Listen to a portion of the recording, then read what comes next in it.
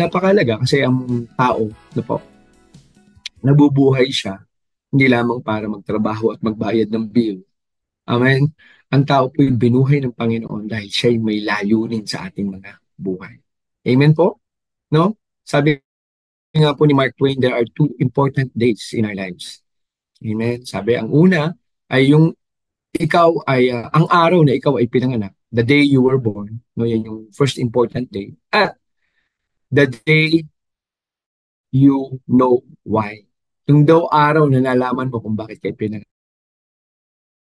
yung isa sa pinaka ang mahalaga sa ating buhay. Dahil nga po, bakit? Dahil ang Panginoon ay may layunin. Kaya ngayong hapon, no po, nakaka-inspire ang mga ilang segment na pong pinag-uusapan about the ultimate purpose of God.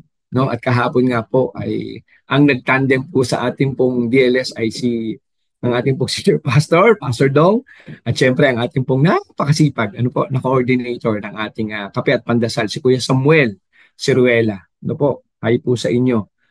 Hallelujah. Kanina alam ko po kayo nagpunta sa City Hall at alam ko marami pong na-bless. No po. Amen. So kahapon ang pinag-uusapan po nila ay yun nga pong purpose, no? Na ang tao, bagamat alam niya na ang tama at mali, no? Oo nga naman, ano? Tanungin nga po natin sa ating mga sarili. Ito po, may tanong po ako. Sana po sumagot po kayo sa ating comment box. Bakit nga po kaya, no? Na alam naman natin na yung tama, nakarinig na po tayo ng salita. Or common sense, no? Mula bata, alam mo na yung tama. Pero bakit pagdating sa isang panahon na ikaw ay mas pinipili mo yung alam mong mali, pero dahil merong satisfaction sa iyong laman, gusto mo. Di ba? Sige po, mag-share po kayo ng inyong mga kuro-kuro, kanyang mga comments dito po sa ating comment box. Sige. Mag-share po kayo. Bakit nga ba ang tao mas pinipiling gawin kahit alam na nilang tama? Kahit alam na nilang mali, pinipili pa rin nila yung mali. Na po? Alam naman na nilang mali. Amen? Sige po. Ha? Habang ako po'y bumabati pa sa ating ilang mga kapatiran, mag-comment lang po kayo dyan po bago tayo mag-umpisa at may time pa tayo. Share, share, share. Tag, tag, tag. Amen? Eto, si Ate Rose, no? Si Sister Rose at si El Capitan, Bonnie Socias dito sa Bacoor, no? Si Kuya Rizal from Gentry, no? I'm not sure kung nandyan siya sa church o nasa Gentry siya. Kuya Rizal Santos. And syempre kay Brother Larry Bautista. Amen. Good afternoon. Amen. No? Nakakatuwa ang ating po mga kapatid na ito. Si Kuya Larry ay sa, I think, UPS. Ano po? Diyan sa Parañaque. Amen. Nanay Kasing, masaya at pinagpalang hapon po. Ayan, binabati po tayo ni Nanay Kasing from saan? From Pasig. Amen. Praise God. Amen. And then, sino pa po? Si Sister Lichi Bakiran. Hallelujah. Praise God. No? Good afternoon, mga kaabangers. No? Good afternoon din po sa inyo. And Digna Pinili Rakuya. Talaga naman, ano? Ate Digna, wala ba talagang tulugan? Yeah? Kanina magkakasama po kami sa intercessory, no? I'm not sure kung anong oras sila nag-umpisa, pero kami po 4 to 6, no? Naandito na po yan sila. Grabe mga kapatid natin to. And hindi po siya galing sa Pilipinas, nasa London po siya. So mga kapatiran, mga kaabangers, mga ka-DLS, mga kaibigan, no po. May nangyayari pong 24/7 prayer movement, no po, intercessory dito sa ating church, sa The Hub of Christ Church, no po. We believe at amin pong talagang naunawaan ng malalim sa amin pong mga buhay na ang pananalangin ay para pong oxygen. Hindi natin kayang mabuhay nang wala ito. Amen? And sabi nga po, prayer is the barometer of our faith. Ito daw po ang sukatan kung tayo po'y gaano kainit sa ating pananampalataya. Dahil even our Lord Jesus Christ na po, siya'y gumigising ng maaga, sabi sa Mark, sabi sa John. Siya'y nawawala sa tanghaling tapat. Nagugulat ang mga apostles. Bakit? Dahil siya'y nagdarasal. Mga kapatid, ang ating Panginoong Hesus ay Diyos na. Amen? Pero napaka-diligent niya sa pagdarasal. Napakalalim para sa kanya ang pagdarasal. At doon sa pagdarasal niya, naalala niyo po sa Garden of Gethsemane, hours before siyang hulihin na po sa Garden of Gethsemane. Naalala niyo po ba yung kanyang prayer doon? Sabi niya, Panginoon, kung maaari lamang. Ama, kung maaari lamang. Ipasa, ilampas mo ang kopa na ito. Ano yung kopa na yun? Yung siya ipapako, papahirapan, mamamatay sa krus ng Kalbaryo. Pero take note, mga kapatid, take note ang kasunod ng mga salita na sinabi niya na sana'y maging ganun din po tayo sa ating Panginoon kung tayo'y nagdarasal. Ang sabi niya, eto man po, no? Kung maaari lamang po, ilampas mo po sa akin ang kopa na ito. But, sabi, ang iyong kalooban ang maganap. Tayo po bilang mga anak, bilang mga mananampalataya, no po, we are ought to be honorable sons and daughters of God. At nakita natin sa ating Panginoong Hesukristo kung paano po niya kinilala ang Ama. Siya ang Diyos Anak, Diyos Ama, kinilala niya. Sabi niya, thy will be done. At yan po yung masasabi nating rurok o yung depth ng ating pag-uusapan ngayon. Gaano ba kalalim sa atin na naunawaan natin yung purpose ng Panginoon sa ating mga buhay at kung paano tayo lumilinya o nabubuhay at lumalakad ayon sa purpose ng ating Panginoon. Amen? Hallelujah. So, babasa pa po ako ng mga ilan and then mag-start na po tayo. So, be ready na po. This afternoon is, ito po yung kasunod na po, ito ay inspired by the series of topics ng ating senior pastor, Pastor Dong, and ating Pastor Dong regarding ultimate purpose of God. No po? Kailangan po natin talaga maunawaan. No? Sabi nga po, minsan narinig ko sinabi ito ni Pastor Dong, na ang pinakang tragedy sa buhay ng isang tao ay hindi ang mamatay ka na untimely o na disgrasya ka or any horrendous accident, kundi ang pinaka matinding mangyayari sa isang tao ay yung mabuhay ka nang wala kang purpose. Nabubuhay tayo nang wala po tayong direksyon sa ating mga buhay. We just wake up, eat, work, pay the bills. Ito ang mga ginagamit ng kalaban. Tandaan niyo mga kapatid, mga minamahal.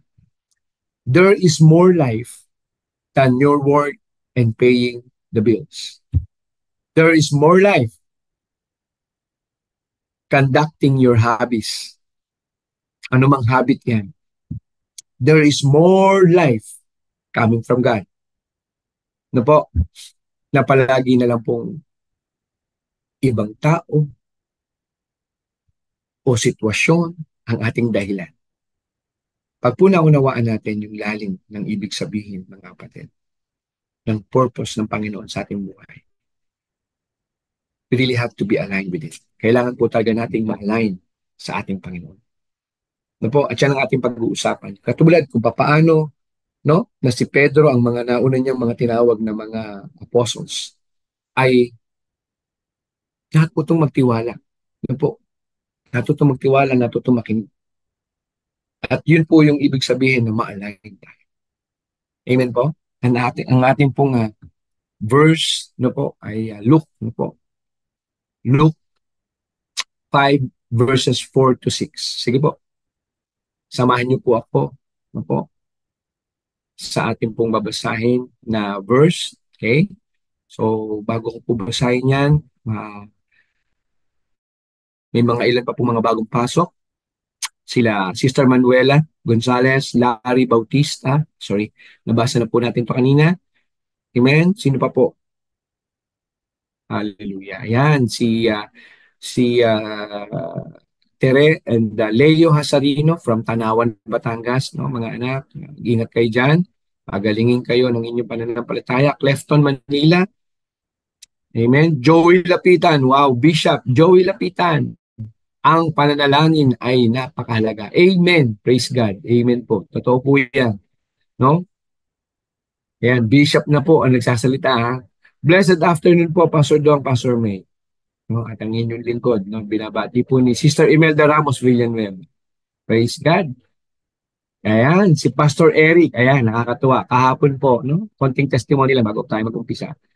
Ako po yung nagpaalam sa ating pastor, no? Dadalawin ko yung aking mami. No? At naalala ko, meron tayong guest, no? Nag-guest po ito sa atin. Last December, I think December 23, if I'm not mistaken. No po? 2023. No po? Si Pastor Eric Tech, no po? From Santa Cruz. Sabi ko, sa sarili ko, why not i-meet ko tong pastor na naging guest natin sa DLS, sa Daily Life Sharing. No? Ang ganda ng kanyang topic nun eh. Pamilya ko, ilalapit ko kay Kristo. No? Struggle siya, hindi niya madalang pamilya niya, pero by the grace of God, eventually, nakasama niya na kanyang pamilya sa pagsisilbi sa Panginoon. Ito nga po siya, nagko-comment. No? Thank you very much po, Pastor Dong, Pastor May, Pastor Walter, and DLS family. God bless you always. No? Kahapon, ang balak lang po namin, magkita lang magkape. Nagkataon na may equipping sila, may equipping training. So, sabi niya sa akin, kung pwedeng doon na lang kami magkita sa baba. Pero ang galing ng Panginoon, ano po, alam niyo po, na-invite ako doon sa kanilang equipping, no, pumanik para ma-meet ko po yung pastor, no po, at itong pastor na to, no, shout out po kay Pastor Maxi Urma, ay kilala ang ating pong senior pastor, Pastor Don, Pastor May, no po. At sila po from Philippine for Jesus Movement, ano po. At meron silang equipping yesterday. At alam niyo po, ang pakagaling ng Panginoon. Ako'y na-bless kasi yung aming dating barangay captain sa aming pong barangay, ngayon ay konsehal na po, kaibigan ng ama ko, kasamahan sa paglilingkod ng ama ko sa aming barangay. Siya ay kapitan, ang dati ko po na nagkonsehal. Ay nandun na po at converted Christian na po ang kapitan na ito, ngayon konsehal na siya at the same time, nagpo-pursue sa pag-aaral ng salita ng Panginoon. Nakita niyo po kung gaano kagaling, gaano kamahal ng Diyos ang buhay ng tao. Ha? Hindi ka lang nagagawing servant ng tao. Ipopromote ka niya, gagawin ka ng servant niya. Amen? At yun ang pinakamataas na panawagan sa ating mga buhay. Na tayo'y tawagin upang maglingkod ng ating Diyos. Okay? Nakakatuwa po, no? Kahapon yan, hanggat napakagaan ng pag-uusap. No po? Napakagaan ng pag-uusap kahapon. Although walang intention, hindi nakaplano eh. Pero ang Panginoon na nagpaplano po sa atin. Amen? Next, si Sister Zali, no po, Monte Hermoso. So, dyan po sa ating mga kapatirang pastor, mga 25 to 30 pastors po yung naka-fellowship natin kahapon. Ako po yung na-bless sa inyong pag-welcome, ano po, na ipag-pray po ang DLS, na ipag-pray si Pastor Dong, Pastor May, at saka po ang inyong lingkod. Pinag-pray po tayo ng grupong yan sa Santa Cruz. Maraming salamat po sa inyo, lalong-lalo na po kay Pastor Maxi Urma. First time ko lang po kayo nakita, Pastor, pero parang naglapat ang puso natin. Maraming salamat po sa opportunity na ako ay nakapag-testify kahit po maikling panahon dyan sa inyo pong group dyan sa Santa Cruz, Laguna. Po, sa aming hometown. Amen? Sabi po dito ni Sister Sally, maulang hapon. Ayan, tama. No, wala yatang lugar ngayon na hindi umuulan. No? Bagamat ano po, para update lang po, hindi naman po talaga pupuruhan ng Pilipinas nasa labas eh. Nasa gilid ng bansa natin, pero makakaranas po tayo ng bugso-bugsong pag-ulan, mga isolated rain showers. No? Pero mag-ingat pa rin po tayo. No? At from Levites of Christ, syempre, no po, ang aming roommate sa mission, no? Si Pastor Jason and Pastor Joe Hernandez, no? Magandang hapon po sa inyo diyan. Bumabati po sila kay Pastor Dong and Pastor May. Hallelujah. Amen. At sa inyo pong lingkod. Sa inyo rin po diyan, sa Bawan, Batangas, sa Levites of Christ, and lahat po ng mga connected churches sa inyo, pagpalain po kayong lahat dyan. Mag-ingat po tayo, maulan. Ano po? At Rafaela Marquez, mabiyayang hapon po sa ating lahat. Amen. Huh? Welcome po kayo, welcome po. And kay Ate Weng Molera from Pasig din po. Ano?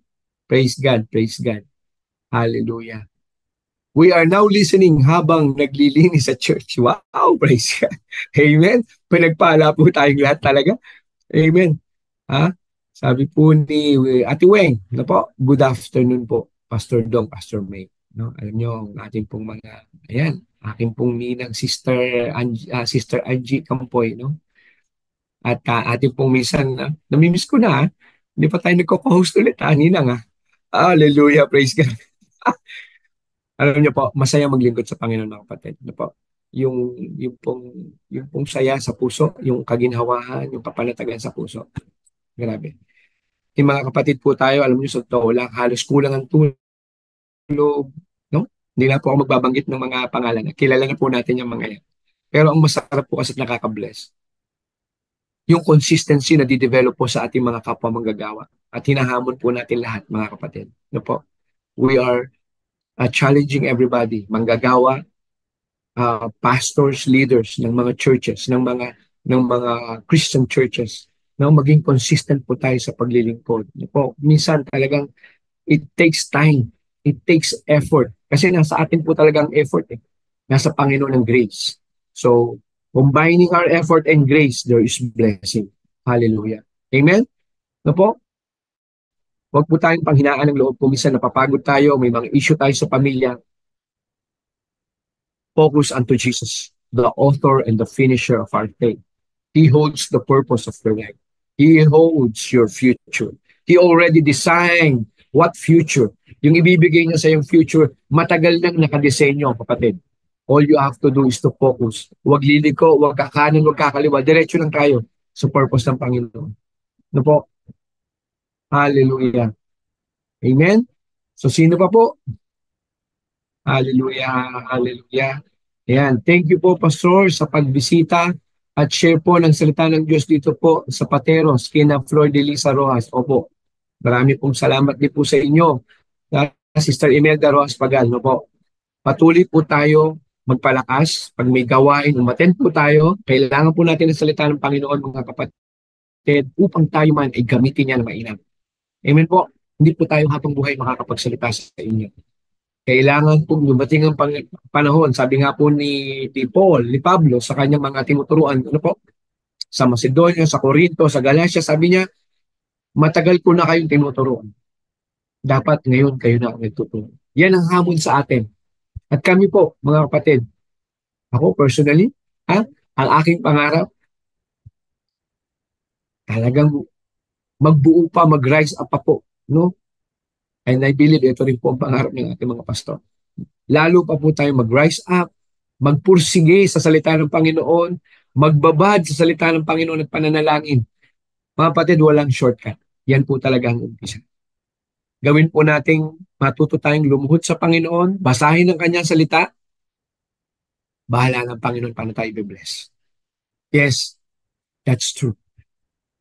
No po, ang Panginoon hindi po siya lamsam. Kumbaga sa ano po ay siya po ay developmental mga kapatid. Habang sumusunod ka, habang ang puso mo ay pinapatalas mo sa Panginoon, ang iyong spiritual cut, ang iyong spiritual sharpness ay pinapabaya mo talasin ng Panginoon o hasain ng Panginoon, doon ka lalo pinibigyan ng Panginoon ng pangunawa. Ganyan po ang ating Panginoon. Hindi po niya yung sasabihin natin, Lord, sige nga po, bigay niyo po sa akin lahat, ipaunawa niyo po sa akin lahat, saka po ako maglilingkod. Hindi po ganun ang Panginoon. He will not require your position. He will not require your influence. He will not require your bank account. The only thing that He requires na lahat po tayo ay level up o sabihin natin naka-level sa ating lahat. Meron tayong lahat nung hihingi ng Panginoon ay ano? Ay ang puso na handa pong makinig, handang sumunod. Kaya po ang Panginoon, yung wisdom niya mga kapatid, hindi niya ginawa na material na bagay ang basihan para makapaglingkod ka. Ang ginawa niya ay una, tiningnan niya, inihanda niya ang iyong puso upang ikaw ay matutong makinig, matutong kang sumunod, mapihit ang iyong puso, makapaglingkod sa ating Panginoon. No? Isipin niyo kung ang lahat po ng mananampalataya ay ganyan ang iniisip. Wow, ang lakas ng katawan. No po, the body of Christ is very strong. No? Every joint supply it, sabi sa Biblia. Amen? Hallelujah. So ngayon po mga kapatid, praise God, kahit maulan hapon, tayo po'y, yan, from Abulog, basahin ko na rin po, nandito na rin po, from Abulog, Cagayan, ano po, si Kuya John and Rachel Chua, and shout out na rin po sa ating mga pastors dyan, Pastor King and Pastor Patricia, ano po, Banikid sa Abulog, The Hub of Christ, Abulog. God bless you, palakasin po ang gawain dyan at syempre, ingatan po ang baby sa sinapunan mo, Pastora Patricia. Praise God. Amen. And sino pa? Sonia Mantilla, Sister Sonia Mantilla. Maraming salamat po sa inyo pong panonood. God bless po sa inyo. Beth Yortas, ano po? Na nanonood po siya sa Pasig. Amen. God bless you po. God bless you po. Amen. Joanna De Leon. Wow, ano po? May mga nababasa po akong pangalan na ngayon ko lang po nabasa. Ano po? Good afternoon po. Welcome po, Sister Joanna. And syempre, straight from Cebu. Maayong hapon diha. Mylene, Sister Mylene Pajarillo. No? Blessed afternoon. Napakasipag din po na kapatid natin na ito. Sa intercessory. No po? 24/7. Yeah? Dadatnan ko to ng alas 4. Nandito sila. No? Nandiyan na sila. Nakapasok na po sila. Grabe. Sila Ate Yogi, sila Ate Kasing, sino pa ba? Ate Digna, Ate Emerald, grabe mga buhay. Ang ginagawa po sa buhay ng ating mga kapatid na ito. No po? God bless you all mga kapatid. Patuloy po tayo maglingkod sa Panginoon. Yakapin natin ang purpose ng Panginoon sa ating buhay. Amen? So ngayon po mga kapatid, na po ako'y mag-uumpisa na. Tayo po'y humanda na sa ating pag-aaralan. Amen? Ang topic po natin ay God's purpose be aligned. Kung maalala nyo po, dinidiscuss nga po nila Pastor Dong, ano po, yung ultimate, no, yung part 2 kahapon na napanood ko po. Although putol-putol dahil ako nasa biyahe, nag-replay po kanina madaling araw. Kaka-bless, no? Yung pinag-uusapan nila ni Kuya Sam. Grabe. Na bakit nga ba ang tao, kahit alam niya na yung tama, nakarinig na siya, pero bakit ginagawa pa rin? Amen? And this parang may kurot sa puso ko kaninang umaga. Sabi ko, nga no? Siguro maganda na magkaroon tayo na kahit papaano makapagpaliwanag po tayo, makapag-share po tayo regarding these things. Kaya ang title po natin ay Be Aligned. No po? Naalala niyo po ang matatanda sa probinsya? Parang pag ikaw ay nawawala ka dun sa inyo, sa kapamantayan ng matatanda o sa pamantayan yung pag-uugaling tama. Ano po? Nakaka-relate po ba? Sino nakaka-relate? Yung pag sinasabi ng mga matatanda, aba, parang ikaw ay nawawala ka sa hulog. Di ba? Nawawala daw sa hulog. Alam niyo po kasi pag sinabing hulog, yan ay isang tool ng isang karpintero na kung saan yung hulog, inuhulog yon na may tamse, na may pabigat sa dulo. Wala pong sablay mga kapatid. Because of the law of gravity, kaya mong i-predict na you are going a straight line. Amen? No? Kung sino naman po yung hindi pa i-search niyo po yung word na hulog. Ang ginagamit po ng mga karpintero nung araw yan. Pero classic po yan. Wisdom. Amen? Praise God. So, samahan niyo ako mga kapatid. Ano po? Mag-uumpisa na po tayo. God's purpose be aligned. Luke 5:4-6. Basahin po natin. Ano po? Yan. God's purpose. And kung mapapansin niyo mga kapatid, anong napapansin niyo po dito sa inyong nakikita? Nakikita niyo mga bato, hindi po ba? Tingnan niyo po kaya. May nag-ayos ba niyang batong yan? Wala. Pero natural nakikita niyo sila'y naka-align. No? At pag ang mga bagay ay naka-align, na makikita mo naturally, things are aligned. Kung paano nilikha ng Diyos, perfect nature. Bakit pa gumugulo ang nature? Dahil sa pakikialam ng tao. Hallelujah. Amen? So, join us. No? Sama-sama po tayo mag-aaral ng salita ng Panginoon sa hapong ito. At pagpalain po tayong lahat. Luke 5:4-6. Amen po. Ang word verse natin. Now, sabi po dito, ito po yung time na inimbitahan ng ating Panginoong Hesukristo ang unang apat na kanyang apostles. Basahin po natin ang verse. Now, when he had left speaking, he said unto Simon, ito po si Simon Peter, launch out into the deep and let down your nets for a draught. Ano ibig sabihin? Ibagsak daw po yung net inuutusan ni Hesukristo, si Peter. Pero sabi po sa verse 5, sumagot po si Peter, and Simon answering said unto him, Master, we have toiled all night. Magdamag na po kaming nangingisda, Panginoon. and have taken nothing. Wala po kaming nahuli. Nevertheless, sabi niya, pero sige, dahil sabi mong ilaglag ko, ilalaglag ko. Okay? I will let them the net down. At sabi po dito, pagdating sa verse 6, and when they had this done, noong ginawa nila, may taong nagbibigay ng mensahe, may taong nakinig ng mensahe, may taong sumunod. At pagdating sa number 6, and when they had done this, so alam nating sumunod sila. Kasi ang sabi sa Biblia, tinapos nila, ginawa nila. After daw nilang tapusin gawin, sabi, they enclosed, o ibig sabihin, sa mas mababaw po na, hindi mababaw, or mas normal na word, no, ay nahuli o nakahuli ng napakaraming isda. Enclosed a great multitude of fishes and their net break. No? Nasa sadami daw po ng nahuli, bunga ng pagsunod. Bunga ng pakikinig. Yung net daw po sa dami ng huli ay nawasak na. Okay po, mga kapatid? Yan po yung ating anchor verse sa hapong ito. Na kung saan, ikay tinawag ng Panginoon. Ikaw ay nais i-restore ng Panginoon. Ikaw ay binuhay ng Panginoon. Ginamit ang mga magulang mo para maging daluyan na ikaw ay magkaroon ng buhay. Hindi para lang mag-celebrate ka ng birthday mo. Hindi para magkaroon ka na ng magandang profession. But God has a purpose in your life. May purpose ang Panginoon.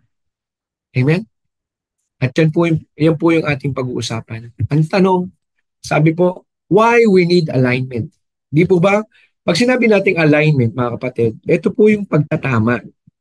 Ito po yung pagdidiretso. Ibig sabihin, meron kang basihan ng pagtatama. Ano po?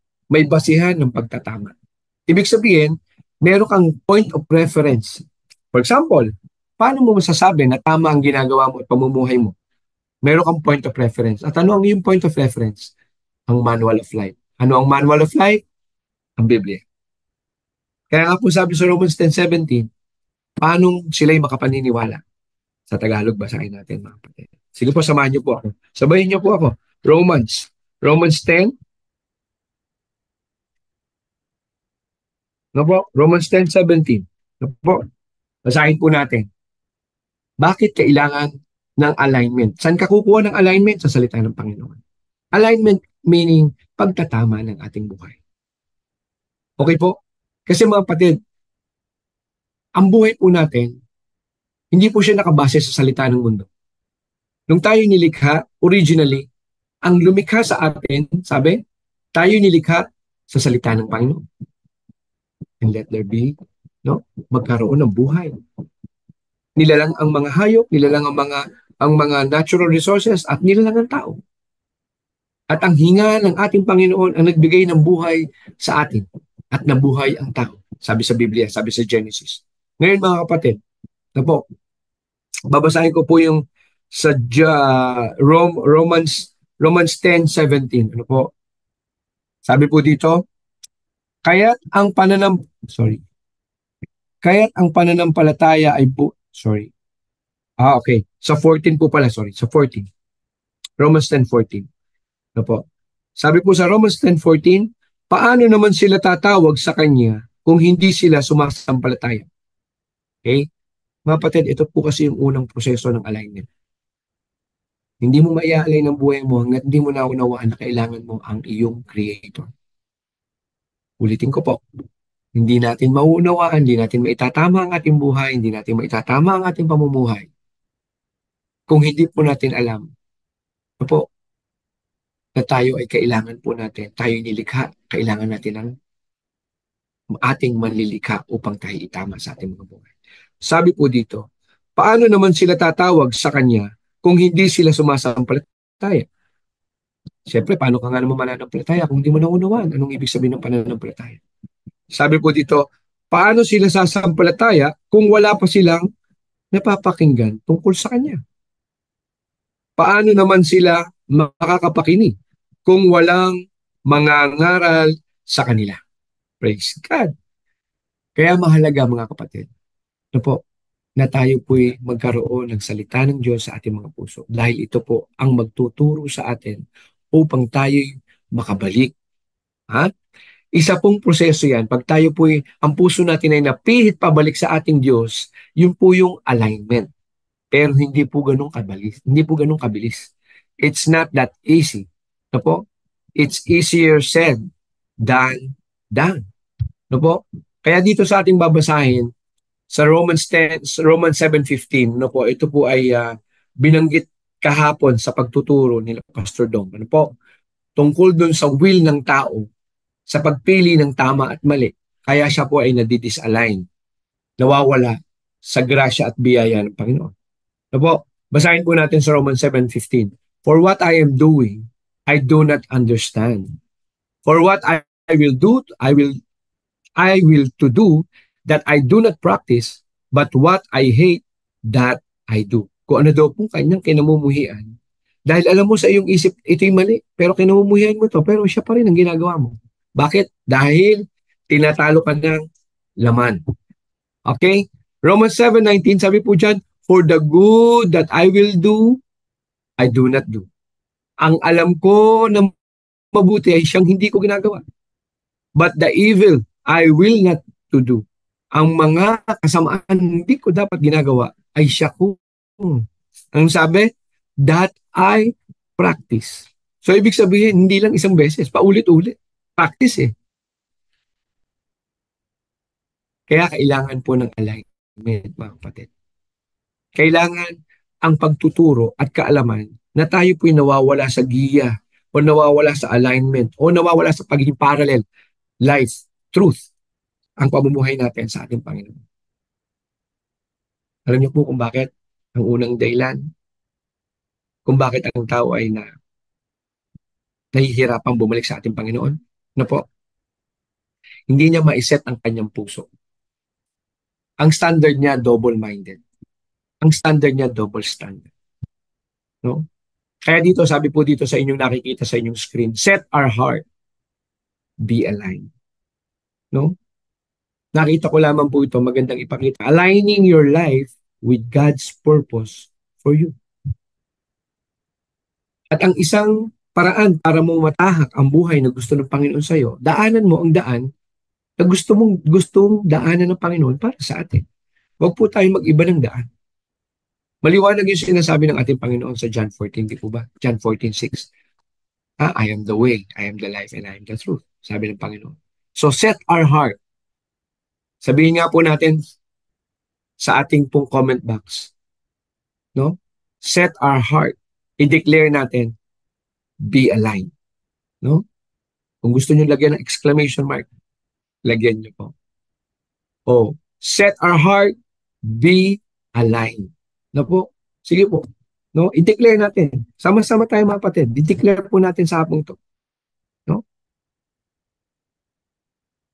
Handaan niyo po, no? Ito rin po sinasabi ko sa even sa intercession. No po? When we participate, when we attend one gawain, ano po? Let's make sure that it's not only our mind that's active. Make sure that your heart also and your spirit is active. Huwag niyo lang paganahin ang inyong isip. Huwag niyo lang po paglaruin ang inyong mga isip, mga kapatid. Kahit po sinabi, ugali po ito ng inyong lingkod before.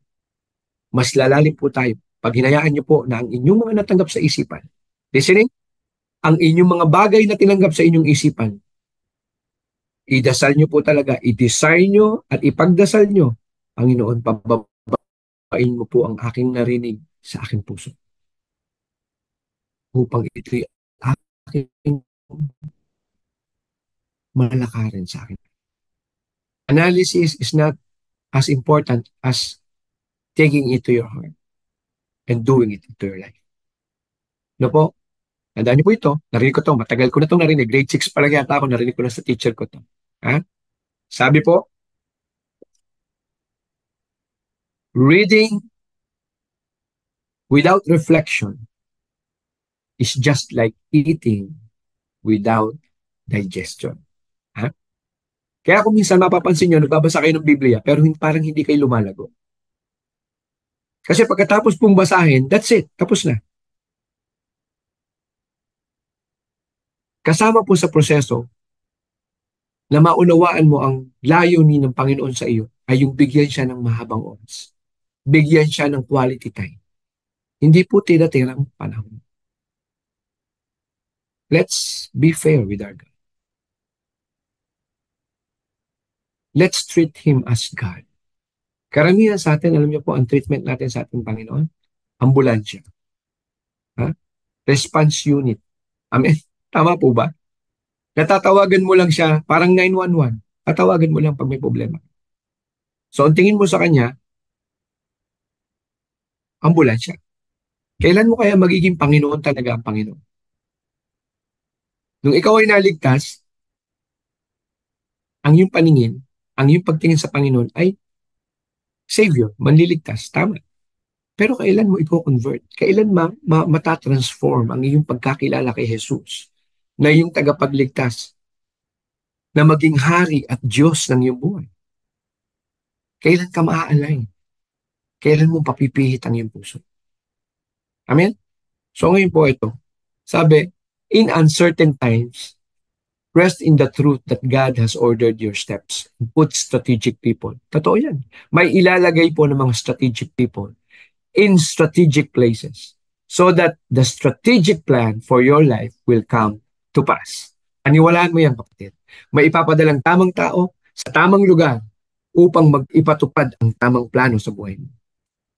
No? Isinet na lahat ng Panginoon yan. Kaya nga po kailangan natin ma-align. Kasi may nakaset na eh. Hindi ka na pwedeng kumaliwa o kumanan.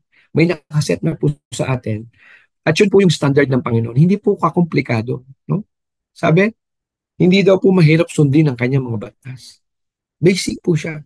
Pero, bakit po humihirap? Yan. Wala na po ito dito, ano? Pero i-share ko po sa inyo. Bakit nahihirapan ng tao? Because of his double-mindedness. Amen? Sabi po sa uh, James 1:8, ano po? Pag binasa niyo po sa James 1:8, sabi doon, a double-minded man. Ibig sabihin, ang double-minded, pinagsasama natin yung secular standard o sabi natin yung pamantayan ng mundo at yung pamantayan ng Diyos. Hindi po pwedeng magsama yun, mga kapatid. Kaya nagiging unstable ka. No? A double-minded man is unstable in all his ways. No po? At pag tinignan niyo po sa unang Korinto, no, sa 1 Corinthians 2, verse 16, dali lang po. Para eksakto. Dali lang po ha. 1 Corinthians 2:16. Praise God. Alam nyo, kaya mahalaga din po, kahit po tayo ay may mga uh, Bible sa ating po mga gadget, it's very, very important na maging bihasa pa rin po tayo. Mahanap pa rin natin, alam pa rin natin, no po, yung ating pong hard copy na Bible. No po? Sabi po sa unang Korinto 1:16, na babasahin ko lamang po. Sino ang nakakaalam ng pag-iisip ng Panginoon? Sino ang makapagpapayo sa Kanya? Ngunit nasa atin ang pag-iisip ni Kristo. Nakita niyo po, mga kapatid? The mind of Christ. Ito yung gusto ng Panginoong mapa sa atin. Na po? Kaya po tayo tinuturuan ng salita niya, kaya po tayo ipinapaunawa sa atin na tayo po dinisenyo ayon sa kanya pong kaanyuan. Di po ba sa Genesis 1:26, let us make a man according to our image and likeness, and let them have dominion. Dominion means rulership. Rulership means God is appointing you as a steward o katiwala dito sa mundo. We are heads, not tails. Na po, mga kapatid, bakit tayo nangihina? Dahil nga po, nais natin pagsamahin sa ating buhay ang dalawang prinsipyo na hindi pwedeng magsama. Hindi pwedeng magsama ang dilim at ang liwanag. Hindi pwedeng magsama na po ang standard ng mundo sa standard ng Diyos. Okay po? Now, sabi po dun sa Matthew, sabi sa Matthew 6, Mateo 6:24, Tingnan po natin ha. Matthew 6:24, no? Sa unang, yan po ang unang book sa New Testament. Matthew, ayun na po Matthew 6. Yan. Medyo mag-aantay lang po tayo no? Pag sa manual nating paghahanap, Matthew 6. Ano po? Sabi po doon, Matthew 6:24, walang aliping makapaglilingkod sa dalawang Panginoon. Okay? At maalala nyo si Joshua. Sa Joshua 14:24, choose you this day, sabi ni Joshua. Mamili kayo ngayong araw na ito. Ha? Kung yung mga Diyos ng mga pagano o yung Diyos na nagdala sa atin dito. Pero ako, sabi ni Joshua, nanindigan si Joshua, pero ako at ang aking pamilya, maglilingkod ako sa Diyos na nagdala sa atin dito.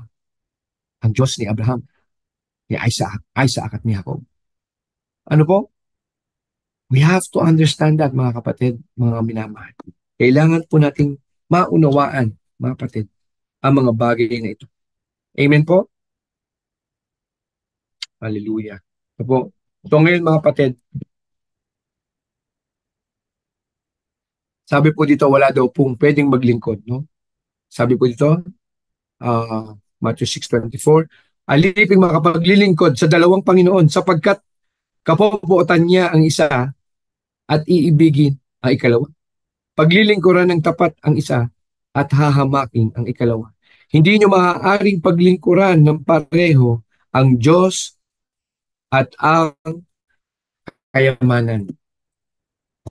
Opo? Dapat nyo lamang pong gamitin ang kayamanan sa paglilingkod sa Diyos.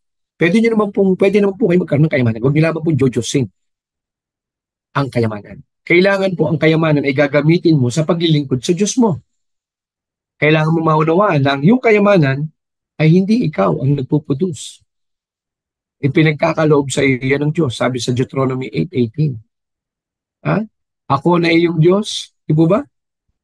Ako ang nagbibigay sa iyo ng kakayahan upang yumaman.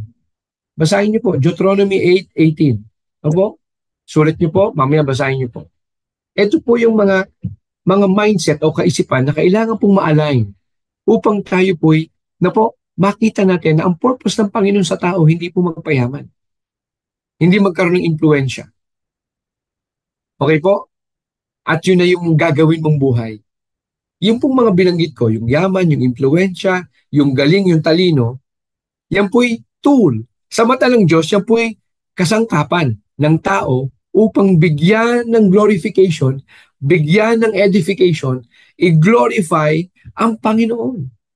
Yun po yung totoong dahilan kung bakit ka binibigyan ng yaman. At alam niyo po, no, sa mga nakikinig po ng mga mananampalataya na po, na may negosyo, di po ba mas masarap pong nagdi-negosyong kumikita? Tas ang sarap mapakiramdaman na ang iyong kinikita, ibinabalik mo sa partner mo. Ang partner mo ay ang ating Panginoong Jesus. Ang ating Panginoong Diyos. Diyan sa negosyo na yan. Alam niyo, napaka-gracious ng ating Panginoon. Dahil sa tao, pag nakipag-partner ka, usually 50-50 yan. At pag siyang namuhunan, pwedeng 70-30 o 60-40. Pero ang Panginoon, pag ikay nakipag-partner sa Panginoon, when you set your heart, when you align your heart with God, tandaan niyo ito mga kapatid, walang kalugihan sa Panginoon. At kayang kong patunayan yan sa aking buhay. Ito po, 2015, na talagang ako po'y tinawag ng Panginoon at nag-decide po ako na umuwi sa Pilipinas. Ito po. Pero before that, ito po, naririnig niyo na po ito eh. Ang mahiwaga pong tawag, no po, isang tawag na hindi ko alam hanggang ngayon talaga kung paano nakapasok sa island, sa Saudi. Walang signal doon eh. This is how it works, mga kapatid. God works in a mysterious way and you have to believe it. On that day, tumawag si Pastor Dong sa akin. Hindi pa po ako matagal sa ating church noon. Bago pa lang po ako noon. Pero ganyan po mag-alaga ating mga pastor. Ano po? You're just a call away. Amen? Pero namamanga ako, walang signal sa island na yun. Okay, nagtatrabaho pa sa Aramco sa Saudi. No, actually, ang talagang company ko ay Sadara. It's a chemical company na pag-aari ng Aramco. At ang binanggit sa akin ng pastor, no, ating pastor, ano bang binubuo mo? Bank account o pamilya? And siguro yun na yung talagang tamang pagkakataon na talagang pinarealize na sa akin ng Panginoon. Di ba nananalangin ka? Nabigyan ka ng pagkakataon na magkaroon ulit ng pamilya? Eto na yun. Sabi sa akin ng Panginoon. No? Talagang kinastigo niya ako doon. Eto na yun. Kung gusto mo magkaroon ng bagong ng panibagong buhay, panibagong pamilya, eto yun. Decide po ako. I left my job. At simula nun, naramdaman ko po na align ako sa aking Panginoon. Ang tanong, naghihirap po ba si Pastor Walter? Kapatid, tinanggal ng Panginoon sa akin yung appetite, yung takot na mawala ng hawak-hawak na material na ba. Tinanggal po sa akin ng Panginoon niya. Opo. At ako'y nagpapasalamat. Ang aming pamilya ay sinusustain po. Ang aking asawa, napaka-gracious, pinagpapala ng Panginoon. Opo. At ako'y naniniwala mga kapatid, wala pong kalugihan sa Panginoon. Amen. May panahon, bibigyan kanya talaga. Pero may panahon talaga na papipiliin kanya. Yung maraming beses pong ginawa sa akin ng Lord, no po, at ito kino-confirm na palagi sa akin. Every time na may mission po tayo, ha? Alam po ito ng mga kapatiran natin, tsaka ng iba pa natin mga kaibigan. Ang ganda, may meeting. Okay po? Ang ganda, may meeting. Close na po yung meeting. Okay, meron tayong project, gantong panahon, gantong araw, gantong date. Tapos, alam niyo po, biglang magkakaroon po ng mission. Ah, at sa ilang beses na pong nangyayari, nasanay na lang po ako. At dahil, ano sabi? Pina-practice mo. No po, hindi ka na nahihirapan magdesisyon kung anong pipiliin. Amen? Naalay po ba? Naalay. Ha? May kaginhawaan po ba? Meron po bang kapanatagan sa puso? Meron. May kalakasan po ba? Meron. May kapanatagan? Meron. No po.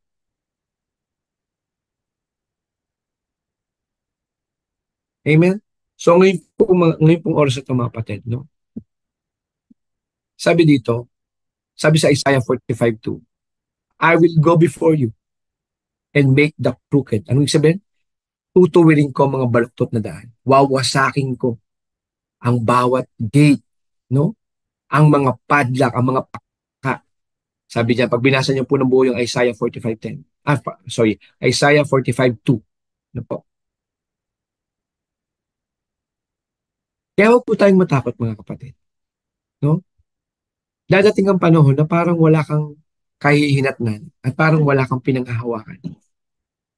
Pero anong panghahawakan mo sa buhay ng ibinigay na sa iyo ng Panginoon? Ha? Sa buhay na yung pangako niya, nandiyan na sa iyo, nasa yung buhay na yung pangako ng Panginoon. Lalakaran mo na lang. Amen? Kapatid, ang ating pong mga buhay, hindi po nagiging sukatan ng ating buhay kung ano ang stature na narating mo sa mundo.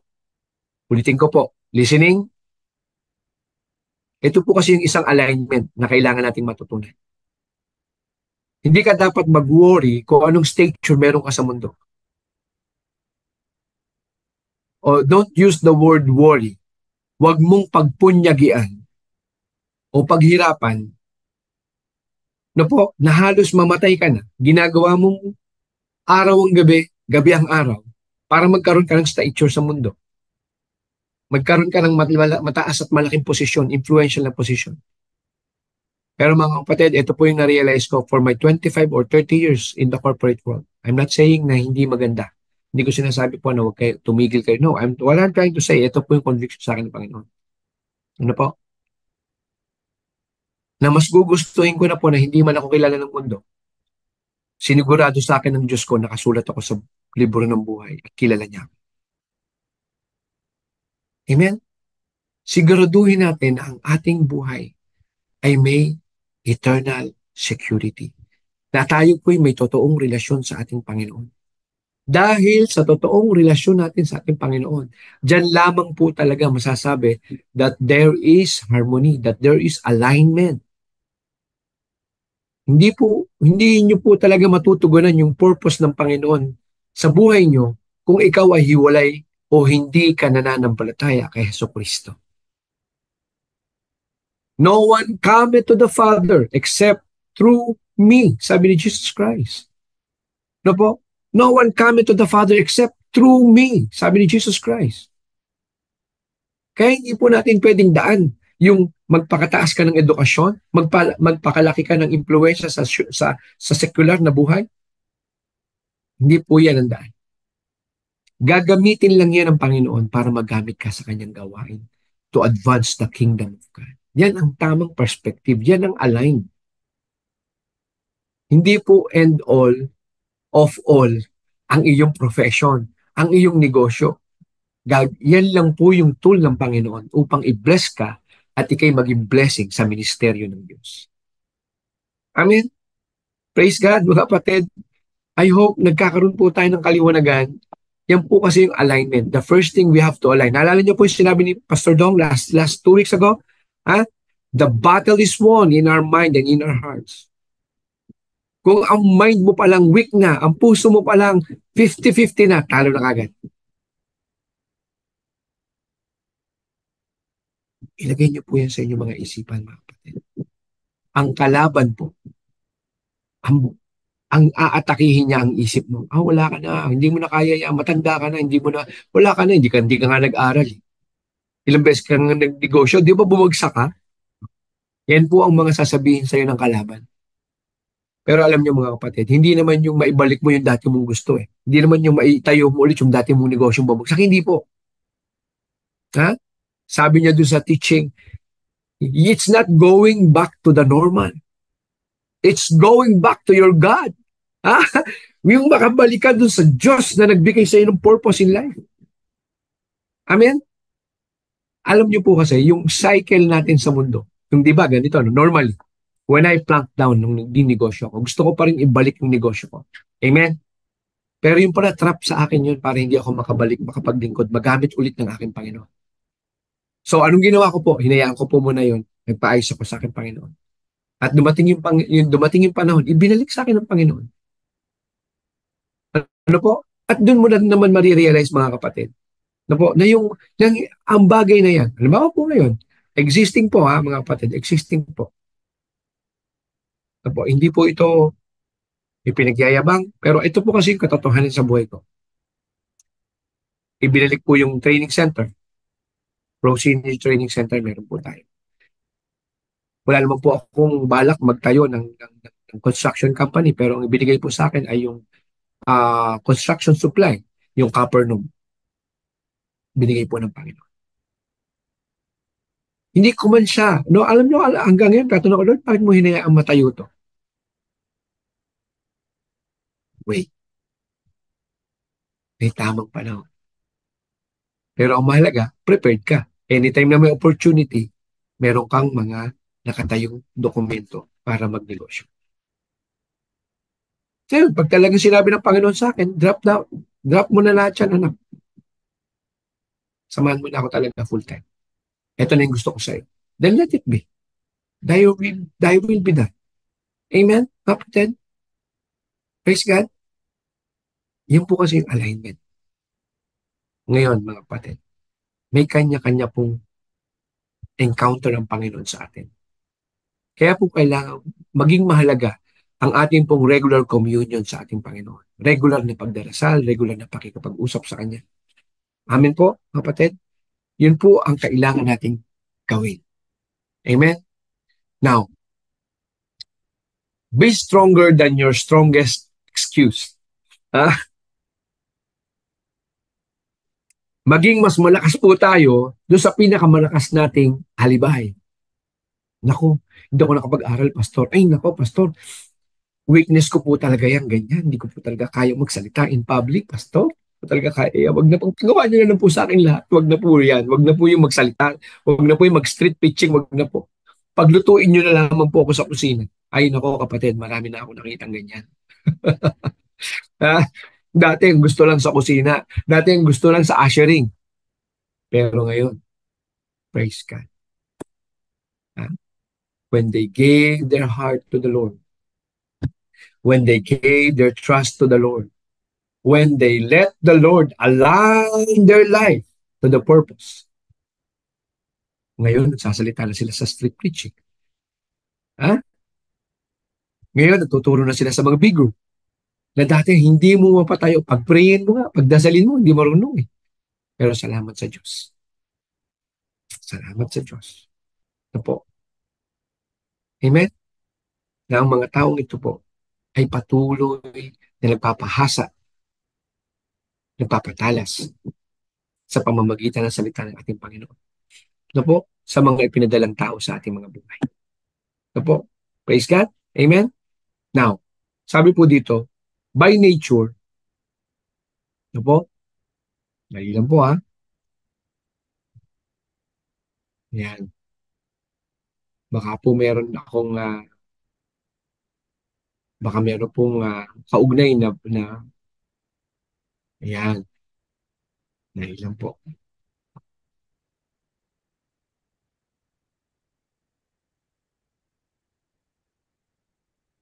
Ayan, sabi ni, ano, shout out na to, ang dami exclamation mark ni Ninang Angie. Set our heart, be aligned. Amen. Set our heart, be aligned talaga. Yun po talaga. No? Ipanalangin natin yan sa Panginoon. Hallelujah. No? Wow, no? Si Ate Esmeralda Tamayo, no? Esmeralda, no po? No, watching from United Kingdom. Amen po, no? Pagpalain po tayo ng Panginoon, no? I-share po natin sa ating mga kapwa Pilipino diyan, no po?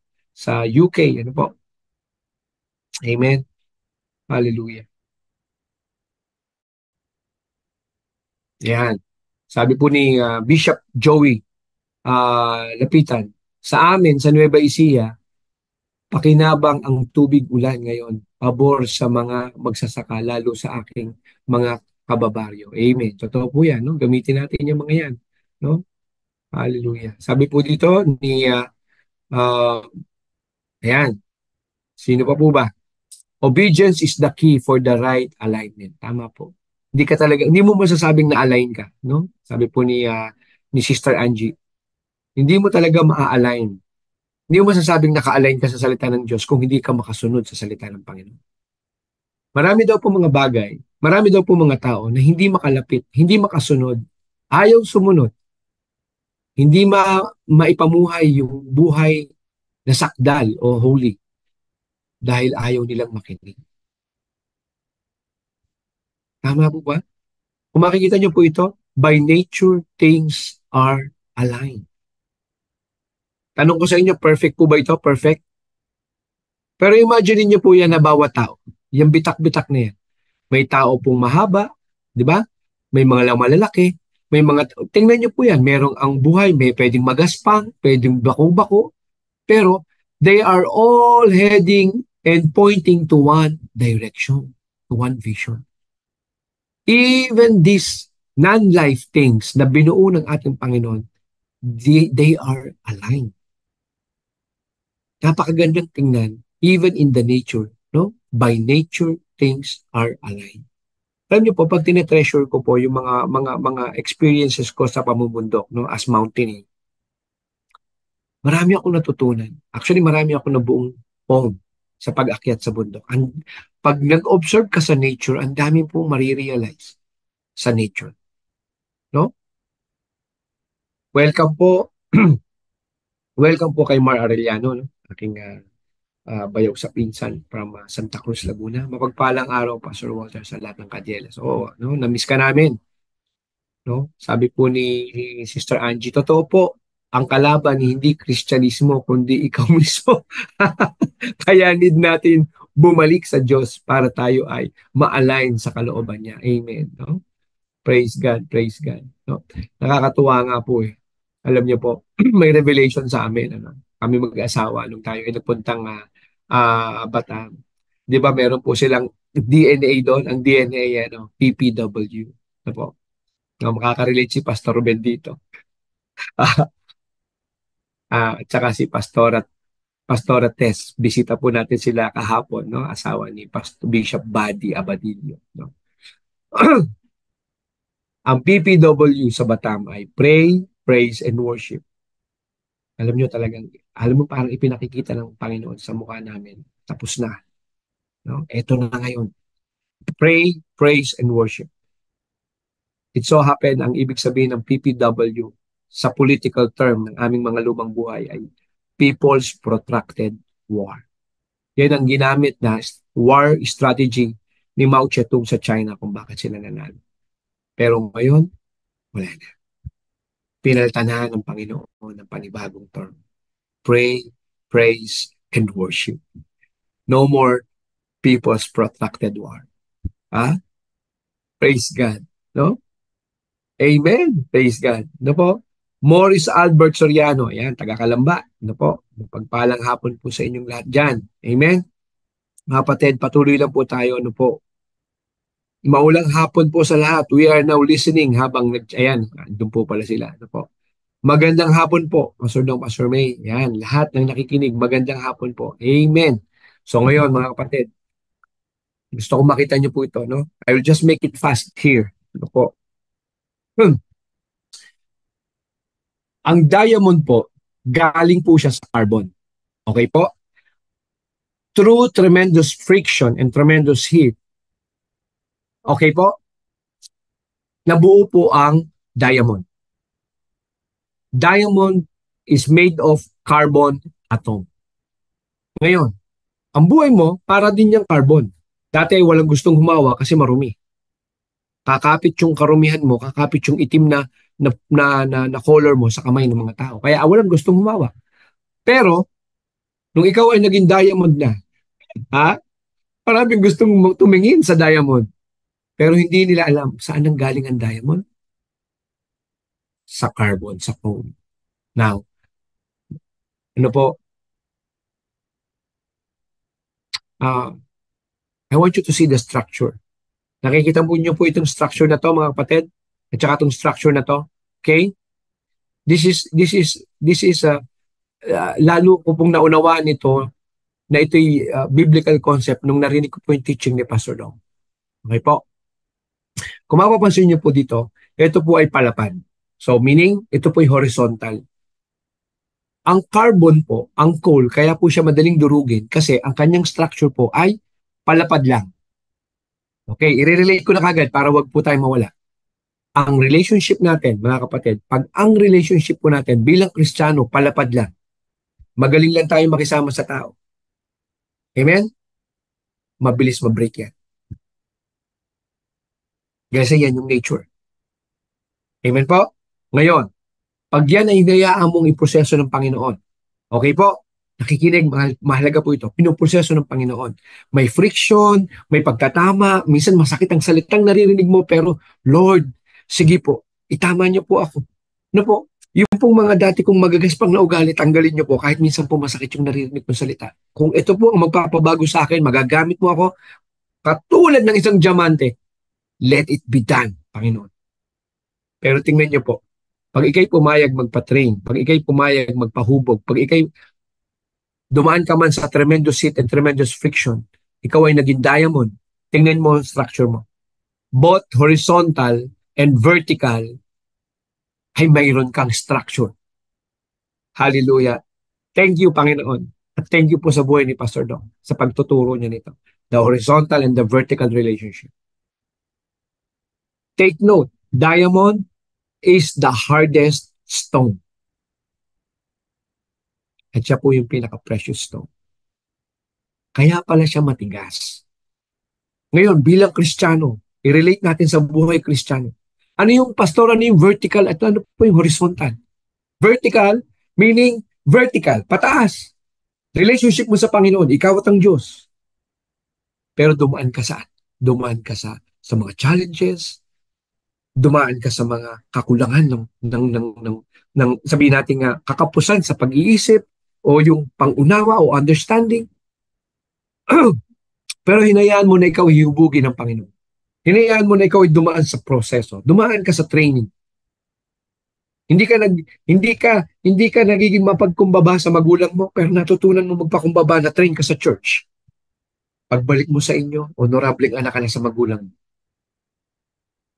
Itong mga relationship na to, these are like diamond. Nanggaling man siya sa tremendous friction ng mga relationship, but it turns out to be a diamond. At nung siya na-turn out to be a diamond, the structure is not just vertical katulad ng coal, kundi may vertical, may horizontal. Kaya siya matibay. Amen? So, I hope, mga kapatid, nakuha niyo po. Mahalagang makita niyo po yung identification niyan. From coal na marumi, pwede ka pong gawing diamond ng ating Panginoon kung papayag ka na maproseso niya. See, no, diamond are made of carbon atom. Tingnan niyo po yung structure niya. Kita niyo po, may horizontal, may vertical.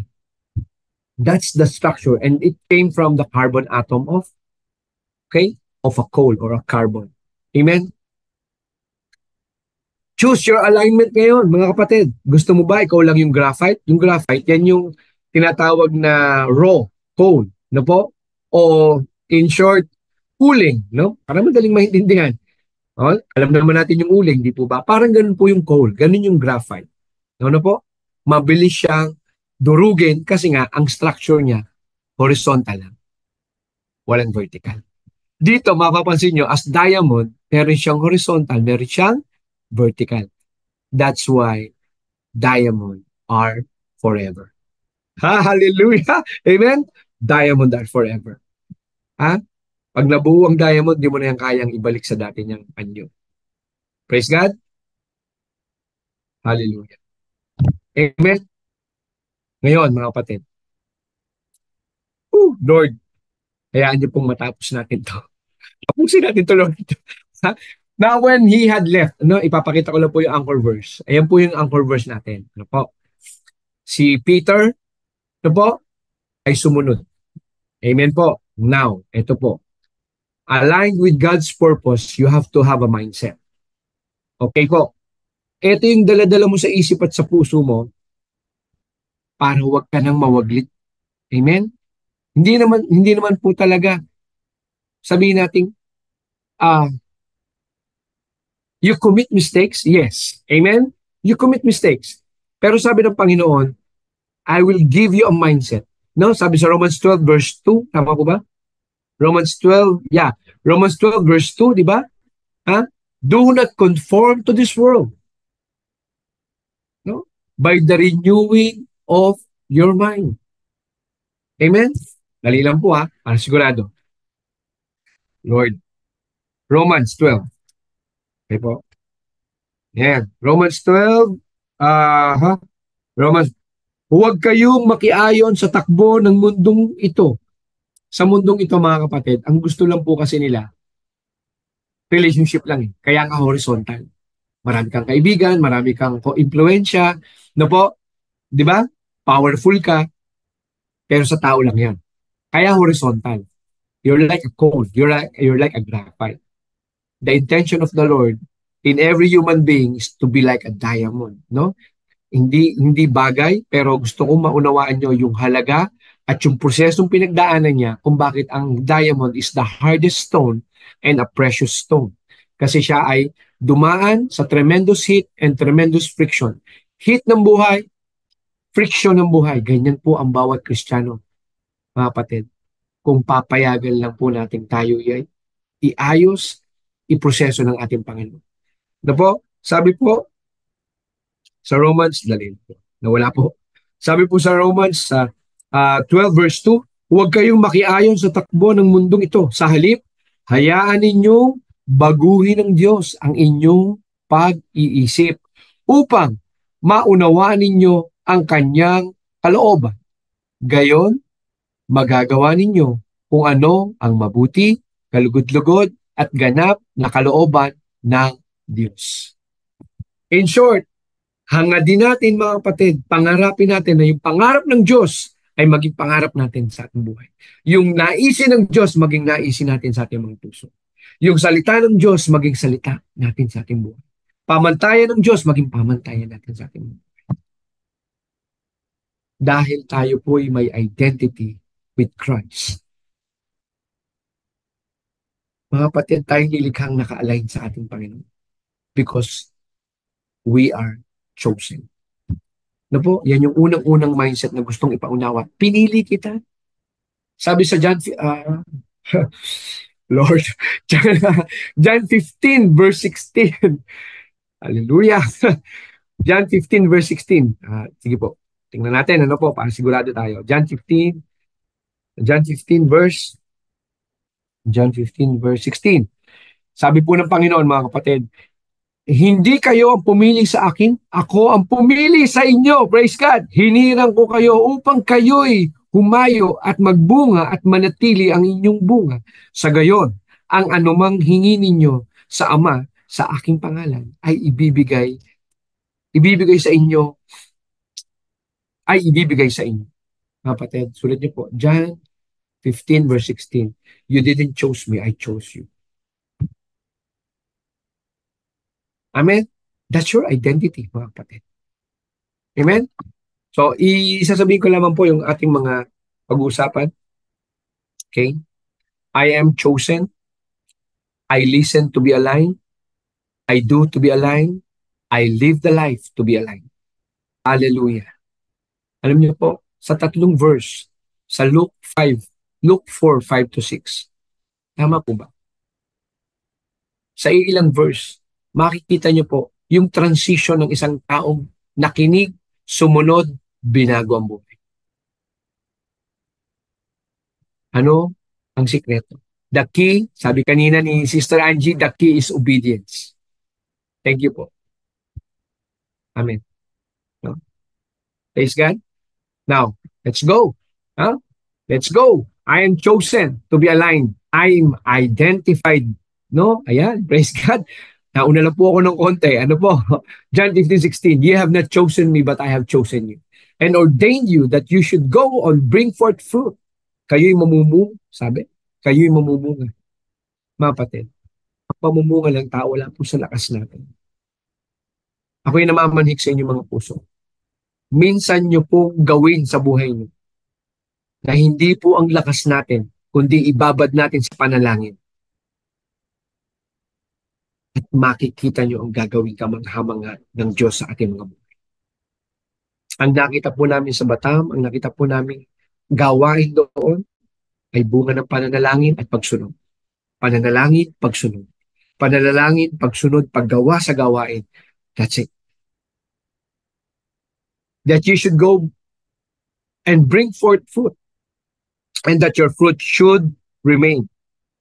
Kaya nga po tayo nagte-training, no po, sa ating mga nakakapakinig ngayon, sa mga manggagawa, sa mga ministry head na hindi po nakakapakinig ngayon, mga kapatid, kung sino man po nandito na sa ating mga ministry, paki-forward po natin sa ating po mga ministry head and advise them to review or to replay. No po, mahalaga pong maunawaan natin to. Kasi mahalaga na through our through our humility, through our obedience, through our sincerity and pureness of heart sa pagsunod ng Panginoon. Mga kapatid, God has nothing to do. Wala po siyang magagawa kundi i-bless ang iyong gawain. At dyan po yung ibig sabihin, the fruit should remain. Kasi alam ng Diyos kung puro ang iyong puso, papanatilihin niya ang iyong mga buhay. Amen? That whatsoever you shall ask of the Father in my name, He may give it to you. That you are more than conqueror. Pinili ka because of you are more than conqueror. Hindi ka po buntot, mga kapatid. Sa Romans 8:37 sabi, you are more than conqueror. Nay, in all these things, we are more than conquerors through Him that loved us. Sino yun? Jesus Christ. Through Him. Sa pamamagitan ni Kristo. Paano ka makakarating sa Ama? Sa pamamagitan ni Kristo. Ano ang tamang daan? Si Kristo. Hallelujah, mga kapatid. Woo! Sabihin niya po natin, Ilagay po natin, I am chosen. I am chosen. Ano po? Ako'y pinili ng Panginoon. At maging kagalakan sa ating mga puso yan. Na tayo pinili ng Panginoon. Amen. Number two, I listen. Ako'y nakinig upang ako'y maitama o maiayos. I listen to be aligned. Mga kapatid, this is very basic. Wala pong taong naiayos na hindi natutong makinig. Lahat ng taong naiayos, ang unang nangyari po sa kanya, natuto siyang makinig. Wala pong shortcut. At ako'y namamanig sa inyo mga puso. Meron ba kayong mga unsettled na mga away, unsettled na mga hindi paghingi ng tawad o pagpapatawad? Kapatid, sabi ng Biblia, ngayong narinig mo na ang salita ng Diyos. Listen. Ngayong narinig mo na ang salita ng Diyos. Anong sabi? Listen. Ngayong narinig mo na ang salita ng Diyos, harden not your heart. Huwag mo nang patigasin ang iyong mga puso. Kahit ngayon, sa oras na ito, pwede kang humingi ng tawad at pwede kang magpatawad. Yes. In a few seconds, hingin mo lang sa Panginoon, Lord, I want a clean heart. Come on, let's pray. Lord, I want a clean heart. Sa mga bagay na hindi ko po naihingi ng tawad at mga taong hindi ko pa napapatawad, Panginoon, sa oras na ito, aking hinihingi ang purong puso galing sa iyo. Release me, Panginoon. Release me. So that I can live in alignment to your purpose. Ano man po itong mga naging kabigatan sa aking puso, binibitawan ko na po sa oras na ito. Sa pangalan ni Jesus.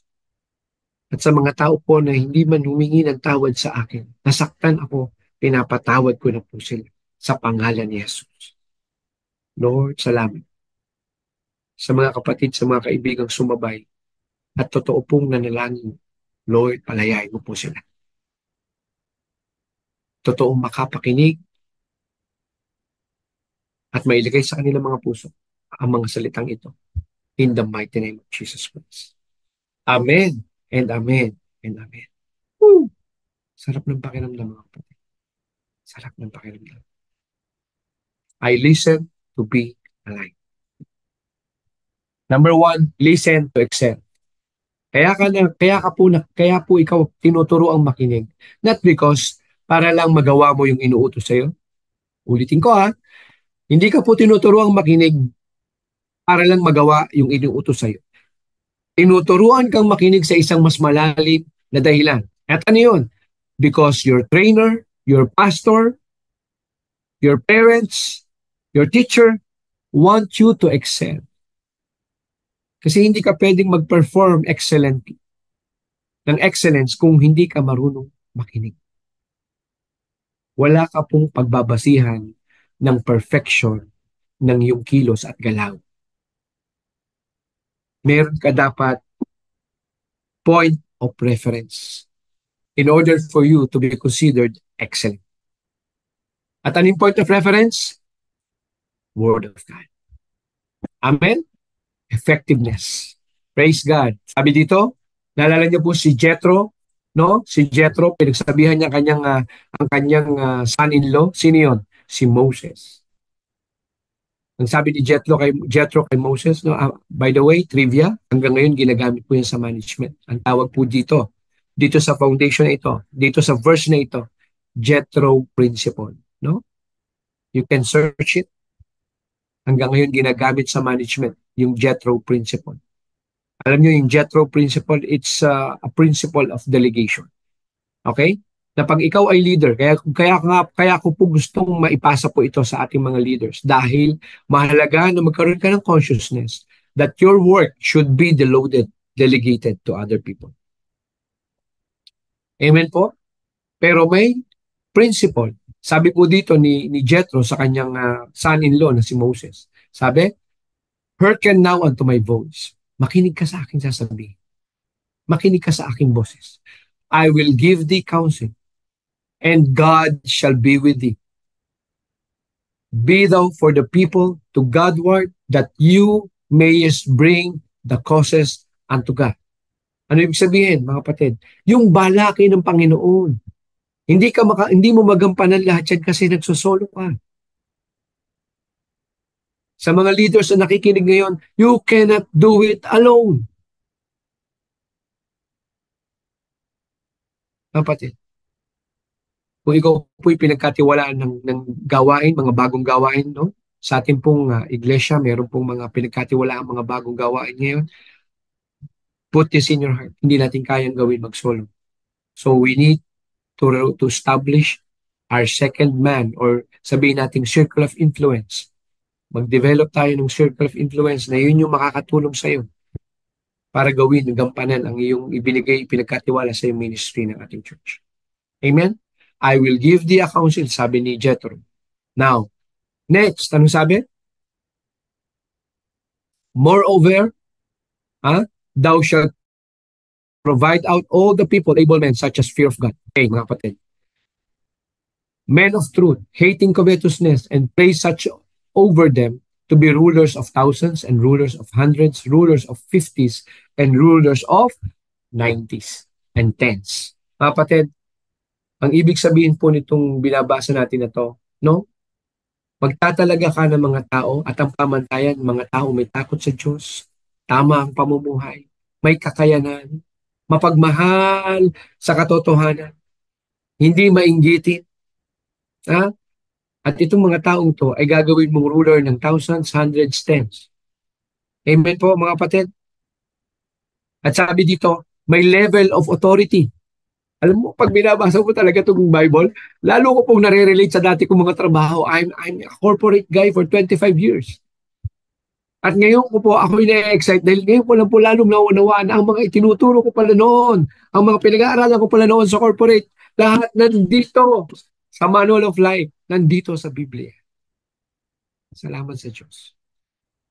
Ako, salamat sa Diyos talaga. Amen? Hindi na po ako nandun sa branches of idea o branches of knowledge. Di ba sa college may ganun? May branch of knowledge. Nandun na tayo sa source of knowledge. Amen? Nandito tayo ngayon sa source of knowledge, mga kapatid. Just have to really ask the pureness. Lord, search my heart. Make my heart pure. Manatili po kayo dito. Indwell in my heart, Panginoon. From time to time, wala kayong ginagawa, mga kapatid. Alam mo yung dull moment? You pray. Mararamdaman mo, diyan ka kakausapin ng Panginoon. Gustong-gusto ng Panginoon na naalala mo siya. Gustong-gusto ng Panginoon na ikaw, instead of tandon, pindut-pindutin mo ang iyong cellphone. Bakit kaya hindi masahin mo ang iyong puso para lumambot at hanapin ang iyong Panginoon? Amen? Hallelujah. And sabi dyan, gawin mo silang tagahusga. Judges. May authority. Yung mga madadali, sa kanila na lang. Pero yung mga major, kailangan ipaalam sa iyo. Yan po yung ibig sabihin dito. No? Basahin niyo po yan, Exodus 18:21-23. Now, ang point dito, hindi si Jethro na nagbibigay ng counsel. Ang point dito mga kapatid, ay yung naging behavior ni Moses. Kahit siya ang bearer, kahit siya ang vision keeper, kahit siya ang leader, ng tinatayang 3 hanggang 5 milyong Israelita o Hudyo ng time na yun. Nakinig siya sa kanyang father-in-law. Okay? Lahat po tayo. Ito po, once in our life, kada stage ng ating buhay, meron po tayong pagpapasakupan. Hindi po pwedeng wala. Okay po? Nung ikaw ay nag-aaral, siyempre sa iyong magulang, sa iyong teacher. Amen po ba? Ngayon ay ikay nakakilala sa Panginoon. Ito po, sa iyong magulang, sa iyong pastors. Kaya nga po sa Ephesians 6 verse 1, may 2 magulang meron doon. Basahin niyo po yun. Ephesians 6 verse 1. Ba? Sa Ephesians 6 verse 1, may 2 magulang po meron doon. Ano po yun? Yung magulang mo sa pananampalataya at yung magulang mo sa natural. Ano po? Ephesians 6 verse 1. Basahin ko lang po Sabi po sa Ephesians 6 verse 1, mga anak, sundin ninyo ang inyong mga magulang, alang-alang sa Panginoon. Sapagkat ito ang nararapat.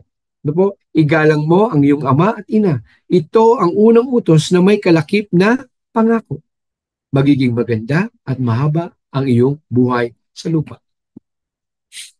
Amen? Pag binasa niyo po yan sa King James Version o New King James Version, children, obey your parents in the Lord. Honor your father and your mother, for this is right. Amen? So mga kapatid, one skill na kailangang maging imprinted sa ating puso at sa ating isip is listening. Matuto po tayong makinig. At ang number one nyo pong pipigilan pag tayo nakikinig ay ang ating mga bibig. Hindi po pwedeng nakikinig at nagsasalita. Ang faculty natin dito sa isip, na po, you have to have focus. If you will listen, don't talk. Okay po? May time na you can do both, pero pag ikaw po'y binubuo, na po, pag ikaw po'y sabihin natin dinidevelop, nire-restore, sabihin natin dinidevelop o tinitrain, makabalik sa dati mong, original design ng buhay mo, kailangan ma-harness natin yung skill ng pakikinig. Yung skill ng pakikinig. Bakit po ginagawa ng kalaban na tayo ay huwag makinig? Dahil alam ng kalabang maaayos ka. Alam ng devil na maaayos ka pag nakinig ka. Ano ang inaangat sa'yo para huwag kang makinig? Yung pride mo. Sasabihin niyo po ako? Sasabihin niyo ako? Ikaw nga eh. Ikaw din naman nagtanan nun ng araw, di ba? Kapatid, tandaan niyo po ito. Ang sabi po sa Biblia, honor your father and your mother. Sinabi po doon, honor your father and your mother. May kasunod ba na when they are good? When they are good provider? Wala. Honor your father and your mother. Full stop. For this is good and this is right. Kung may mali po, mga kapatid, mga anak na nakikinig, ito po yung division niyan. Bilang anak, ang labor mo, makinig ka sa magulang. Bilang magulang, ang pananagutan mo. Okay po? Hayaan mo mga anak na ang iyong mga magulang, kung may mali man sila, sila ang mananagot nun sa Diyos. Pero tayong mga anak, ang pananagutan natin, makinig, sumunod. Regardless of their status. Ano po? Huwag niyo pong ilalagay sa inyong mga isip ang secular na standard. Diyan po nasisira ang pamilya. Family, uulit-ulitin ko po ito, family is not a democratic institution. Family is a theocratic institution. Ibig sabihin ng theocratic, led by God. Ang pamantayang ibinatutupad sa loob ng pamilya, na po, ay mas mataas sa pamantayang ipinapatupad ng mundong ito.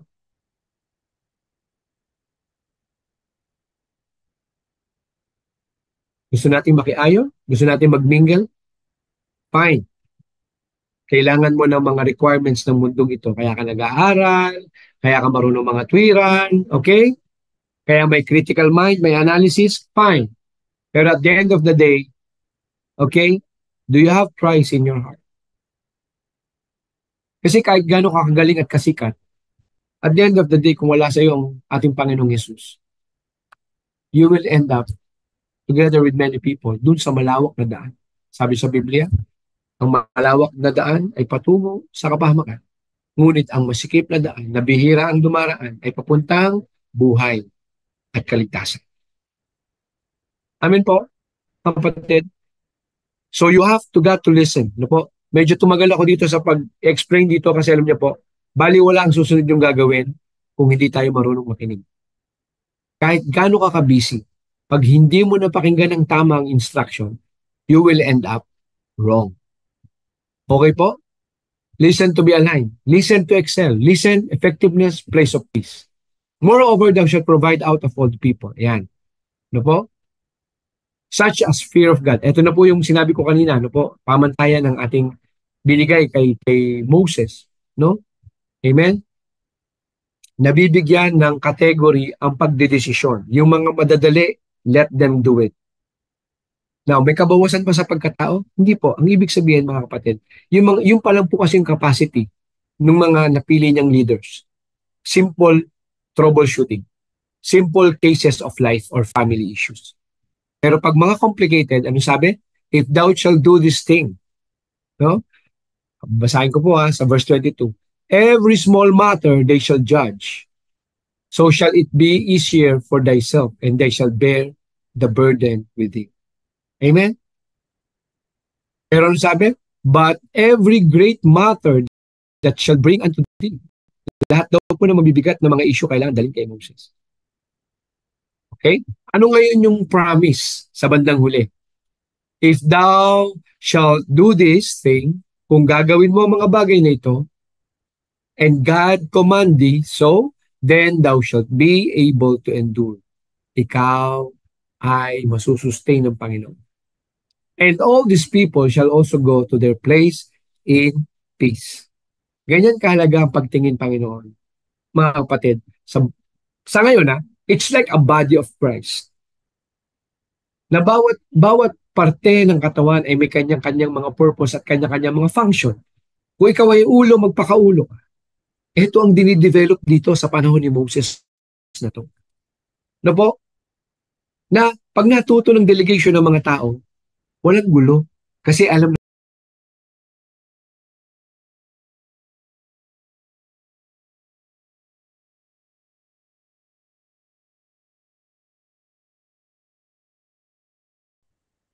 lahi ang usapan. Pag sinabing lahi, anak ka ng anak ng anak ng, ibig sabihin, anak ka ng magkakamag-anak. Hindi mo ba? It so happen na dumami na yung mga anak. Pero kayo ay tribe o tribo. Sa iisa ang inyong pinanggalingan. Iisang dugo kayo. Amen? So mga patid, yan po yun. Ano po? And then, I do to be aligned. Okay po? You should learn to take action. You should learn to move forward. Huwag po tayong papayag na natuto lang tayo pero wala po tayong ginagawa. Sayang po. Mapapanis. No po? Sabi po sa James 4:17, therefore, to him that knoweth to do good, and doeth it not, to him it is sin. There are two types of sin, mga kapatid. No po? The sin of omission and the sin of commission. Alam mo mali, ginawa mo pa rin. Sin of commission. Alam mong tama, pero hindi mo ginawa. Sin of omission. Yan po ang sinasabi diyan. So you have to take action, mga kapatid. Ano yun? Application. I-apply natin sa ating buhay.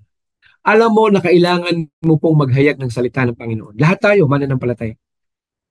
These are the Great Commission. Alam niyo po, pag i-convert niyo po ito sa tinatawag na competency program sa corporate, no? Kaya ako na-excite po dito eh. May dalawang klase ang competency. The common competency and the core competency. Pag sinabing common, ito po ay expected. Common sa lahat ng mga mananampalataya. Mahirap, mayaman, in-check, Amerikano, Russian, Pilipino, basta't mananampalataya ka, requirement sa ito. Ano yun? Ano yung common na requirement? Teach all nation. Share the word of God. Soul win. Amen? Common po yan. Okay po? Ibig sabihin, lahat ng mananampalataya, regardless of your ministry in the church, you are commanded to share the word of God. You are commanded to soul win. You are commanded to visitation. You are commanded to really attend big group to share the word of God. Now, demand yan sa lahat ng mga Kristiyano. Ano ngayon yung core? Ang core, ito yung mga tinatawag sa atin sa Ephesians, yan po yung mga gifts. May pastor gift.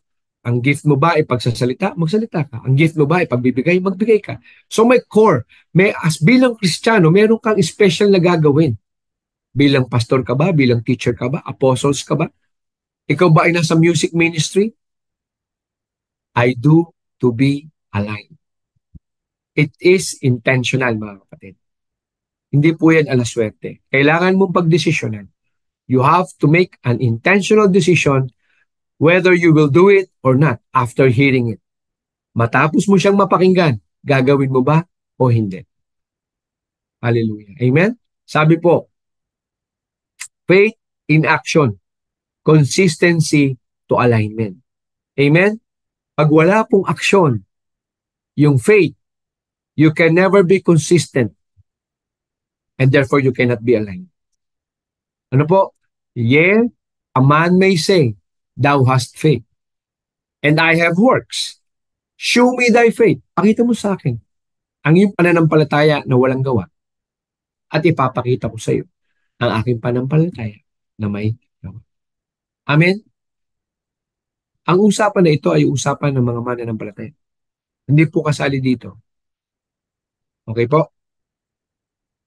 Ang hindi paligtas. Dahil ang James 2:18, pag binasa niyo po yung chapter ng James 2, pag bumalik po kayo sa James 2:14 at saka sa James 2 verse 1, my brethren, ang pinapatungkulan po niyan ay ang mga tao ng may pananampalataya, Kristiyano na. At ang demand, dapat kung totoong ikay may faith, dapat there should be action. At pag binasa niyo po, 1 Peter 1:13, prepare your mind, hindi ko naman po nailagay dyan, ano po? Prepare your mind to action. 1 Peter 1:13. Ano po? Pag sinabi mo na ikay mananampalataya na, maging handa ka sa pagkilos. Maging handa ka, mga kapatid. And I tell you, katulad po ng mga ating mga kasama, katulad po ng mga manggagawa sa loob ng The Hub of Christ, naramdaman po namin yung totoong kagalakan sa puso nung natuto po kami sumunod at maglingkod. Amen po? Sumunod at maglingkod. Number one, makinig. Wala kang susundin kung wala kang pinakinggan. Amen po? Makikinig ka muna. Okay po? Susunod, maglingkod. Hallelujah. Praise God. Amen? I live, no? I live the life to be aligned. Ipinamumuhay ko ang buhay na galing kay Kristo upang ako ay mamuhay ng may kaayusan ayon kay Kristo. Ayon sa salita ng ating Panginoon. Ayon sa Biblia. Ang tanong, maraming tao kaya hindi makapamuhay ng naaayon na po, naka-align sa manual of life. You have to ask yourself, sino ang nag-i-influence sa akin? Who influenced you? Sa Biblia, sabi po sa Romans 6:16, kung sino daw po, kanino daw po tayo nagpapa-influence, doon daw po tayo nagpapaalipin. Ulitin ko po, kung sino daw po ang sinusunod natin, doon daw po tayo nagpapaalipin. Kung ang ginagawa mong sundin ay sinusunod mo, ang layaw mo sa gadget, kaysa sa boses ng iyong mga magulang, hindi ka tumutupad o gumagalang sa iyong mga magulang, bagkus ikay nagpapaalipin sa isang bagay. Sakit pakinggan, ano? Alipin ka ng isang gadget. Ay, salamat sa Diyos. Know ye not that to whom ye yield yourselves, kung kanino mo daw ipinapaubaya ang iyong mga sarili bilang isang alipin, bilang iyon ay sinusunod mo, doon ka daw nagpapaalipin. Whether of sin unto death, ha? Kinualify na sa bandang huli. Kahit ito ay patungo sa kasalanan at kamatayan o sa pagsunod at pamumuhay ng tama. Mamili ka. Pero sabi sa Biblia, choose life. Amen? So, kailangan tayo maging maingat. Nakakita ko kanina, may pinost si Pastor May. Isa sa mga pinost niya, naalala ko, guard your heart. Ano po? Because these are the end times, mga kapatid. Ito pong panahon natin ngayon, kailangan talaga nating gwardiyahan ang ating mga puso. Ano po? Huwag tayong basta maniniwala sa sinasabi ng iba. Go back to the basic, go back to the Bible. Ask your pastors. Okay po? Kasi yun po yung magbibigay sa atin ng guide. Bakit mo kailangan ng guide? Excuse me. Kung nung una, kung kanino ka nagpapa-impluensya, sumusunod, doon ka nagpapaalipin. Okay po? Dito sa pangalawa, 4.2, your abidance to fruitfulness. Kanino ka ba nag-a-abide? Sa sanlibutan? o sa Diyos. Kasi doon magbe-vary kung ang iyong magiging fruit ay magiging mabunga ka ba o magiging mayaman ka lang sa salita, mabunganga ka lang. Ha? Sabi nga ni, ha? Alam mo, ang galing ng Panginoon, pinapaalala niya yung mga naririnig ko sa ating mga senior pastors. Ha? Panalo sa katwiran, talo sa buhay. Ha? Maraming ganyang kabataan ngayon. Magaling lang mga twiran, pero tingnan mo ang karakter, tingnan mo ang mga grades, tingnan mo ang mga klase ng pamumuhay, talo sa buhay. Magaling lang sa salita. At mababawi mo yan kung ikaw ay matututong sumunod, mag-abide sa sistema na gusto ng ating Panginoon sa iyong buhay. Titing ko po, you can only bear fruit and fruit shall remain kung ikaw po ay sumusunod, namumuhay, okay, guided ng pamantayang instruction ng ating Panginoon. Your abidance to fruitfulness. Sabi po dito sa John 15:5, I am the vine, ye are the branches. Alam niyo po mga kapatid, alam ko naman nababasa niyo na to eh. Pero ang tanong, ginagawa ba natin? He that abideth in me, sabi ng ating Panginoong Hesus, and I in him, the same bringeth forth much fruit. For without me, tayo niyo ha, kinongclude niya sa bandang huli, for without me, you can do nothing. Kaya magtataka kayo, ang dami pong mga tao, mataas ang pinag-aralan, paulit-ulit mag-a-apply, paulit-ulit na magkakaroon ng magandang posisyon, pero paulit-ulit din sila magre-resign, paulit-ulit sila mawawala ng trabaho. Kasi kung ang basihan lang ng isang successful life ang tinapos mo, o laman ng bank account mo, marami naging successful. Pero hindi po yun yung sukatan ng pagiging successful. Ano? Hindi po. Ang sukatan ay yung may buhay ka na may katiwasayan, buhay na may Kristo, buhay na may kapayapaan, buhay na ang kasiyahan ay hindi pansamantala, buhay na ang assurance of eternity ay hindi temporal o pabago-bago ang isip ng Diyos. Hindi. When you are truly saved, you are truly saved, mga kapatid. Kung ikaw ay ligtas talaga, hindi by emotion, hindi by ganto, hindi by ganyan. Siguraduhin mong ikaw ay ligtas. At ang kaligtasan, sabi sa Biblia, kailangan mong matutong humingi ng tawad. Ano po? Mayroon ka munang may kababaang loob. Ano po? Pero dapat nating maunawaan, ano? Sabi sa Ephesians 2 verse 8, it is by grace, sa biyaya ng Panginoon. Kasi tandaan niyo po, yung pong pagkakaroon ng kababaang loob, grasya ng Panginoon yan eh. Na naunawaan mo na ngayon na kailangan mo humingi, grasya ng Panginoon yan. Hindi po yan dahil sa pag-iisip mo. Hindi yan sa gawa mo. Grasya ng Panginoon yan nilagay mo. Nakita ng Panginoon na handa ng iyong puso. It is by grace through faith and not of your works and not of yourselves. Ito po. Amen? Okay. Yan. Salamat po sa Diyos. Praise God. In short, mga kapatid, ang ating po pinag-usapan, no? God's purpose, magmamaterialize o magmamanifest yung God's purpose sa iyong buhay kapag naunawaan mo yung mga pinag-aralan natin. Amen? Na kailangan mong makita yung identity mo na ikaw ay anak ng Diyos, matuto kang makinig, matuto kang sumunod, matuto kang gumampan o gumawa ayon sa salita ng Panginoon. Pag yan po ay namayani sa iyong buhay, panalo ka na. Amen? So sa conclusion, anong ibig sabihin ng alignment? Alignment means faith, aligned, life, blessed. Pag ang iyong pananampalataya ay nakalinya sa linya ng Panginoon, ikay pagpapalain. To know our identity is to know our purpose. Creator's reason why we are created. Siya po ang may pinakamalinaw na dahilan o purpose kung bakit kanila lang. Kasi siya ang lumikha sa iyo. Kaya wala kang ibang pwedeng balikan kundi ang ating Panginoon. Through what? Ngayon. Ha? Through reading the Bible, by allowing the Holy Spirit.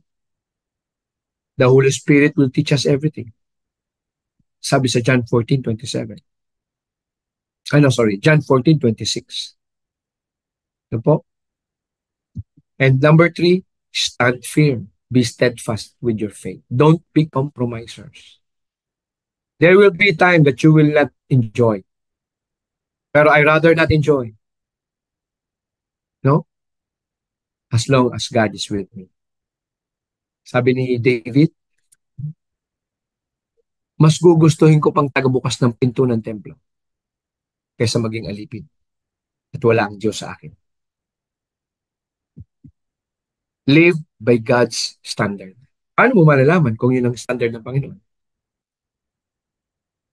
Kailangan mo pong maging bihasa, malaman ang salita ng Panginoon, makita, maging gabay mo palagi ang standard ng ating Diyos through the manual of life, which is the Bible.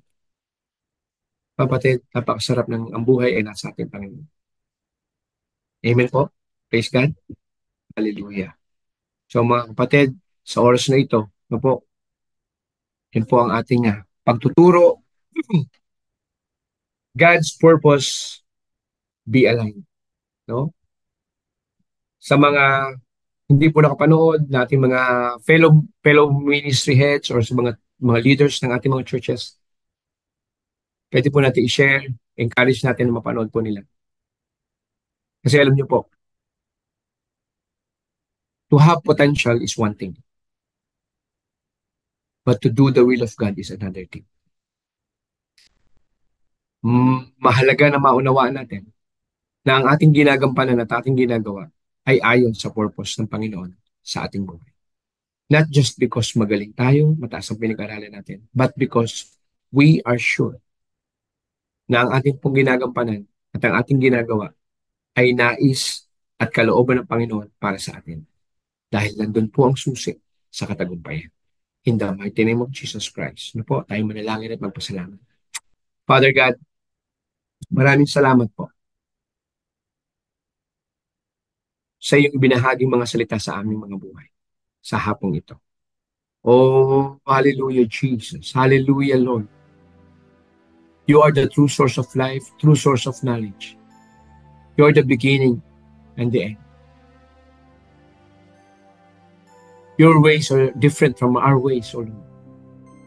And we pray, Panginoon, that you continuously search our hearts in times of trouble, in times of happiness. Lord, we want to be aligned to your principles, to your words, to your plans in our lives.